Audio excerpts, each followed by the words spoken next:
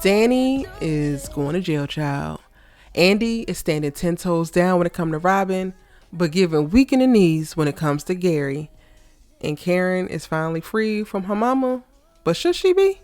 What's good, y'all? It's your good sister Erica Vane coming to you right here on Erica Vane TV with another Sistas video. In this video, we are breaking down season 5, episode number 8, as we quickly approach the 100th episode of Tyler Perry's Sistas, which will be premiering next week, followed by a 100th episode special. So be sure to tune in live on Wednesday after the new episode. And then I think we're going to be getting the mid-season finale at the end of the month. So we have a ton to talk about before we are going to go on a Sistas hiatus. I have my ears to the streets, y'all, and doing my detective work, and I think that we're going to get Fatima sooner rather than later. So keep it locked. Make sure that you subscribe and turn your bell notifications so that you don't miss out when I post my information that I have about Fatima returning. But without further ado, we're going to talk about this episode, talk about what happened, let you know how I feel about it, as well as what I'm anticipating based off of what we saw. Because for the most part, this was just an information episode. Not a ton happened. It was a bunch of talking, and it's really a lot of setup for things in the future. I really love the teaser almost more so than the episode. And you know, I'm coming to you with the episode 9 preview video right after this. So check that out. And again, without further ado, let's go ahead and talk about the episode. So the episode kind of picks up where it left off with Danni and her domestic violence situation. Jonah takes his level of disrespect not only from backhanding her to a whole nother level because he spits on her. Then they get into a physical altercation where he attempts to force her to apologize. This then spills over outside, and Danni, fueled by pure rage, decides to not only bust the windows out of his car as she should, but then take her car and ram this man, which seemingly kills him. Now, I am going to do a separate video about if Danni is actually going to jail, is Jonah actually dead, and what we need to know about this particular storyline, because I'm not fully convinced. His ass was beat by Danni before he got in that car, which I'm very much so grateful for. He crossed the line with the backhanding her, then spitting on her. Like, where do they do that at? Some of you heterosexual men are wild, and you're in desperate need of help, because if any of you find this to be okay, we got bigger fish to fry when it comes to society. And I don't want to hear shit about Danni should not have rammed his car into this man. If he is dead, Danni shouldn't have killed this man, because all bets are off now that you've backhanded me and spit on me because I was not impressed by your sexual prowess. Because your penis is all of 1.5 inches, that does not give you right to beat me and then further degrade and disrespect me. Point blank, period. Danni shows up at Andi's office later on in the episode, after Andi spends the entire episode trying to get in contact with Danni and she can't. And then that's where she reveals, like, okay, I need a lawyer. I thought that she was wearing the sunglasses because of the mark on her face, but she's wearing the sunglasses because I guess she's on the lam because she just killed this man. And there's a bunch of questions. Again, I'm going to do a separate video about that, but I do want to present that conversation here. And just make sure that y'all know that I know that in Tyler Perry land, people who are supposed to be unalive don't necessarily stay unalive, or aren't necessarily unalive to begin with.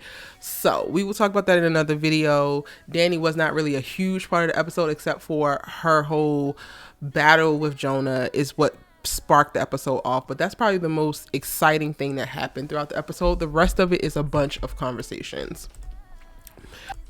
Now, in those conversations, let's go to y'all's good sis Andi, because I'm tired of her. I get it, girl. You are testing the waters with this whole Gary Borders thing, and maybe he's providing in the bedroom, honey.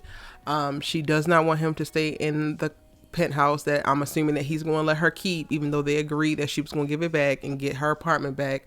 Now all of a sudden, everything that we saw in the first 2 episodes in reference to her and their struggle and him trying to sue her and then coming to understand that they're not good for each other, all of that is just wiped out the window and act like it never even happened, because they're basically back to doing what the hell they were doing before, but now that they're actually just sleeping with each other.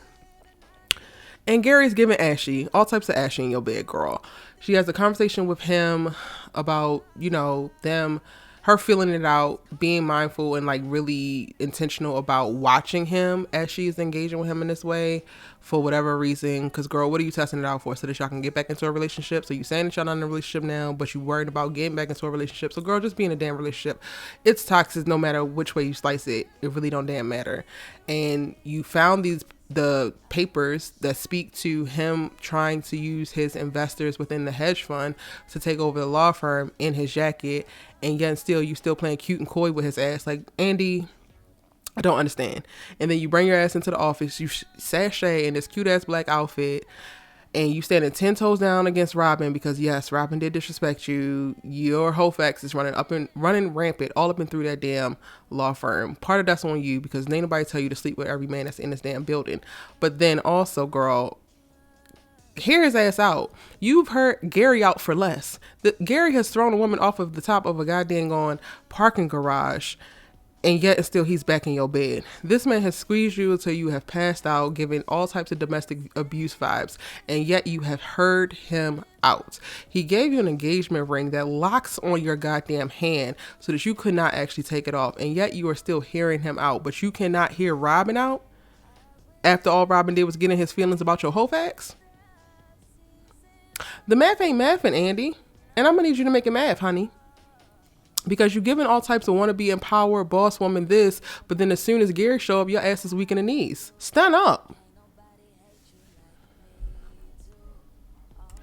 Now, aside from that, Andi goes over to the salon to meet up with Karen, and she's the reassuring factor that Karen is going to be okay if Miss Lisa steps away for a second and lets Karen up out of her sight, which I don't think Miss Lisa needs to go. I actually hate the fact that she's going to step back and then just be making phone calls, because I have been loving all of Miss Lisa's energy injected into every single episode since she has entered the group chat. Her ass needs to stay here because Karen is on a healing journey, but her ass is not done yet, and she might go astray if you go ahead and go astray, Miss Lisa. So I'm gonna need you to come on back, not just call Aaron and the girls, because clearly Aaron and the girls ain't been able to keep her where she need to be and moving forward.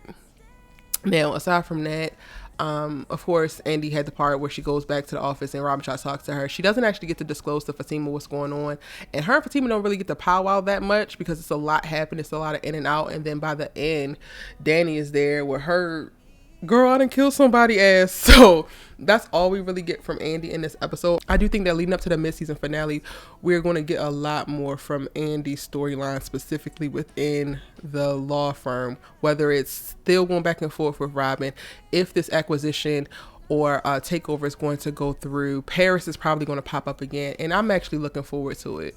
I could do without the whole Garyness of it all. Could do also without Hayden, but I'll take it because we're also going to get these other beats that are tied to her storyline. Now, also in conversation land, Zach is forcing Fatima to have a conversation before she goes off to work. And we don't get to see much of Zach in this episode, which I'm really, really good with. I could just take a break from Fatima for a while because too many of y'all don't want to hear the truth when it comes to Zach.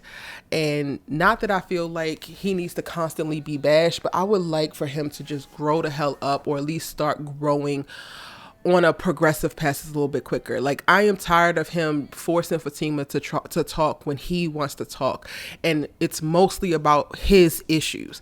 Karen used to be your ex-girlfriend, used to be your girlfriend. This stuff that we're in right now is yours. The stuff with Heather is yours. The stuff with Deja is yours. Like, all of these things are yours, and you want to force this girl to talk about these things. Meanwhile, she's already communicated to you the healthy ways that she has to be able to process her feelings and not go to an angry or emotional or overly disrespectful place. And you can't respect that. She done told you that she prays. She done told you that she meditates, and you still want to push the fucking issue because you want to talk right then and there. And then when you get the opportunity to talk, you don't have nothing to say but, baby, can I take you out to dinner? Can I take you on a date? Not, baby, I am very mindful of my mistaken past and how I was a boy, and this is how I'm actually going to change moving forward. Like, stop asking me to talk if you don't have shit to talk about. I don't want to talk about what we ordering at the restaurant. I want to talk about your traumatic ass past and how you gonna heal, sir. I want to talk about what the letters that Karen wrote, what that brought up for you, since you ain't had nothing to say while we was in Karen's house. Let's talk about that now. I want to talk about how you need to try to make me feel or try to get me to confirm that I don't think that you're an actual asshole or fuckboy, even though you were one in this moment, but you can't speak to the fact that you were and actually be acceptable and accountable to that. You're so busy trying to defend your past and then low-key recreating it in your future. And like, if you don't want to talk about how you're not going to do that, then we don't need to talk. Point blank, period. I need a couple episodes off of Zach because this is not it. And too many of y'all are just too obsessed with how fine he is. Y'all letting off hella black men who are just gorgeous in y'all lives, who are completely emotionally inept and unable to talk just because they ass is fine. And we done giving out pretty passes. I'm done. You're done. We're done. Now, last but certainly not least, my good sis Karen in this episode, she's on the mend. She is finally waking up, not thinking about Zach. So guess what, y'all? The letters is working. Even though y'all was plotting on her downfall and y'all felt like it wasn't going to do anything, they working. They doing what need to be done, even though she is doing a little bit too much trying to get Miss Lisa up out of there.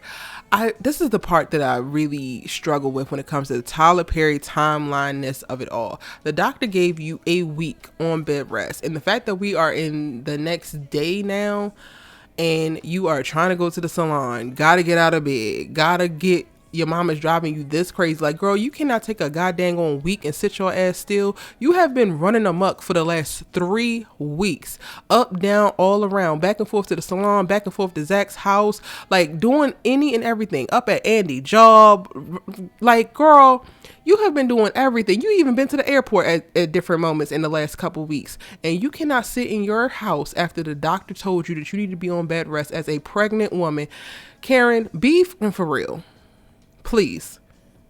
My patience is starting to run out, honey. Your mama ain't doing nothing but taking care of you, providing you with nutritious, regular meals, and forcing you to sit your ass still, and you need to go ahead and embrace it. Ain't nothing happening in that damn salon. You barely got any customers. Ain't nothing happening in that salon that Pam can't handle. Ain't nothing happening with these damn sisters that you can actually do anything about, because Sabrina's in jail, and she looks like all her life she had to fight in the preview. What you gonna do? Go to jail, do her hair?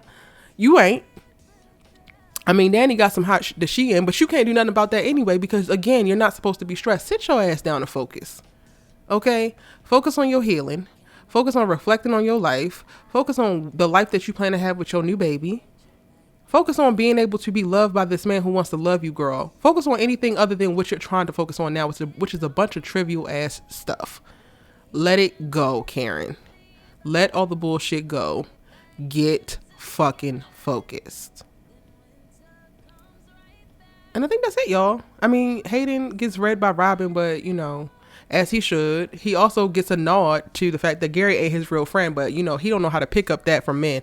He only knows how to register disrespect and straight dialogue from women and then ignore it because, you know, he still hasn't gotten a hit about Fatima not wanting his ass. But Gary literally just basically told you that y'all are not actually friends, and then he's sitting there still looking goofy. That's all that happened in the episode. Not too much. As I mentioned, it's an episode full of information, a bunch of setup. Be sure to check out my preview video so that you will know exactly what I think is going to happen next week. And then I got a bunch of subject videos coming so that we can explore the different storylines, what's happening with each character, and where I think they are mentally. It's your good sis you love to talk TV with. If you're new here, hit that subscribe button and turn on the bell notification so you don't miss out on any of my sister's videos. And give this video a like. You made it all the way to the end, so I know you liked it. Yes, you did. Hit the button. See you in the next one.